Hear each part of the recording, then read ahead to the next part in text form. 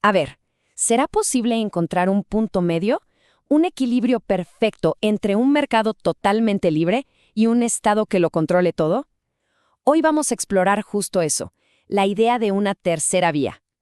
Una idea que es fascinante, súper controvertida y que tiene una crítica muy potente que dice que ese camino en realidad es una ilusión. ¿Capitalismo o socialismo? Uf, por más de un siglo ese ha sido como el gran debate. Pero, ¿de verdad es una elección de o esto o lo otro? La verdad es que muchísima gente ha buscado un punto intermedio, ¿no? Un camino que en teoría tomaría lo mejor de ambos sistemas. Bueno, vamos a ver de dónde salió esta idea. Miren, por un lado tenemos el liberalismo.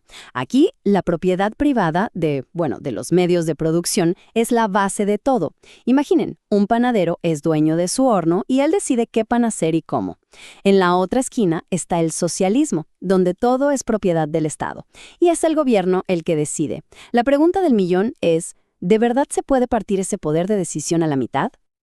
Bueno, pues resulta que a finales del siglo XIX, en Alemania, había un grupo de pensadores muy influyentes que estaban, digamos, un poco hartos. Veían los excesos del capitalismo por un lado y lo que consideraban el radicalismo del socialismo por el otro. Y dijeron, tiene que haber algo más. Y así propusieron una nueva solución, un punto medio. Y lo más curioso es que no eran revolucionarios ni activistas de pancarta en la calle, no. Eran académicos, profesores universitarios. Por eso se les conoció como los socialistas de cátedra.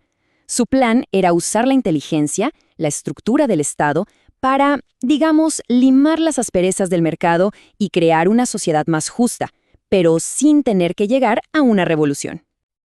Pero claro, como suele pasar, incluso dentro de este grupo que buscaba un camino intermedio, pues no todos estaban de acuerdo en cómo recorrerlo. Muy pronto aparecieron dos visiones bastante diferentes sobre quién debía llevar las riendas de la economía. Aquí entran en escena figuras como Gustav Schmoller y Lujo Brentano. Ojo, el objetivo era el mismo para todos, intervenir en la economía para conseguir metas sociales, pero el cómo era totalmente distinto. Schmoller, por ejemplo, le apostaba todo al Estado. Brentano, en cambio, ponía el foco en el poder de los trabajadores organizados, o sea, los sindicatos. Una de estas corrientes tenía una fe ciega en el Estado. Hay una cita genial de George Friedrich Knapp, un pensador de la época, que lo resume todo. Decía algo como que ninguna regla se recibe con tanto agrado como la de funcionarios magnánimos y muy preparados. O sea, la idea era que un grupo de expertos superinteligentes e imparciales podían manejar la economía para el bien de todos. ¿Qué podía salir mal, no?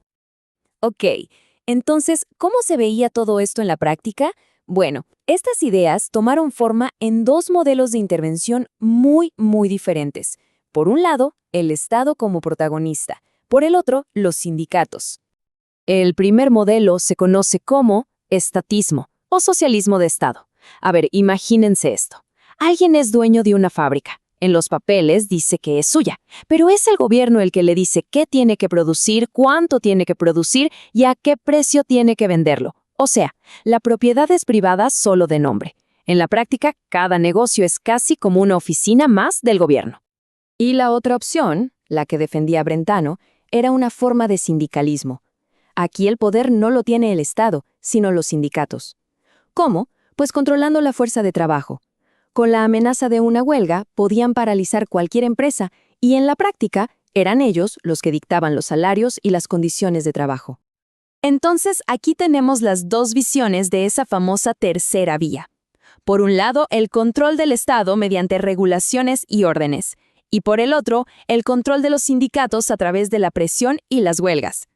El objetivo es el mismo, dirigir la economía, pero los medios, bueno, son polos opuestos. Pero, ¿y si todo esto de buscar un punto medio estuviera mal desde el principio? Hay una crítica muy fuerte que dice justamente eso, que este camino intermedio no es un sistema estable, sino más bien una ilusión. Y una bastante peligrosa. La idea central de esta crítica es que una economía de mercado funciona como un mecanismo de relojería muy delicado. Todo está interconectado. No se puede mover una sola pieza, un solo engranaje, sin que todo lo demás se vea afectado. Entonces, cualquier pequeña intervención para arreglar algo acaba generando nuevos problemas. Y eso obliga a tomar una decisión. O se interviene todavía más para solucionar esos nuevos problemas, o se quita la intervención original y se vuelve al principio.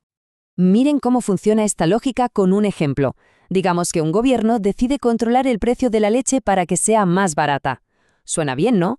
Pero, ¿qué pasa? A ese precio, a los productores ya no les conviene producir leche, así que producen menos, o directamente dejan de hacerlo. Resultado, escasez de leche. Para arreglar eso, el gobierno ahora tiene que intervenir el precio del alimento para las vacas, y después quizá los salarios de los trabajadores del campo, y así. Es una bola de nieve, una cascada de controles que parece no tener fin. Entonces, si este camino del medio es tan inestable, la pregunta es, ¿a dónde nos lleva? ¿Cuál es el destino final? Bueno, según esta crítica, el resultado final es siempre el mismo, y no es muy alentador. El argumento es que, cuando estas políticas se pusieron en práctica en la vida real, simplemente no funcionaron. De hecho, fue peor. No solo no cumplieron sus promesas, sino que terminaron creando algo que los historiadores económicos llaman la crisis de la política social. Y ojo, que no hablamos de un experimento de un par de años. Estamos hablando de políticas que dominaron el debate y la acción de los gobiernos durante 2 generaciones enteras, casi medio siglo. Durante todo ese tiempo, el control se fue moviendo, poco a poco, de los dueños de los negocios hacia el Estado o los sindicatos. Pero al final del día, el proyecto fracasó. Y aquí viene lo más interesante según esta crítica.